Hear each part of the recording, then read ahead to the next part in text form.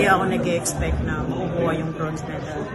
Kasi po bilog yung plates, tsaka hindi din natin alam yung ano yung mga entry ng kalaban, tama ba o mali.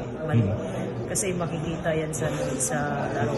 Ano man naging motivation mo coming dito sa laro? Siyempre, nung nag-Asian Championship kami sa Korea po, depressed talaga ako doon. Tapos yung doon na nag-start sa Saudi, parang binomotivate ko yung sarili ko na kayang-kaya ako. Tapos babawi talaga ako.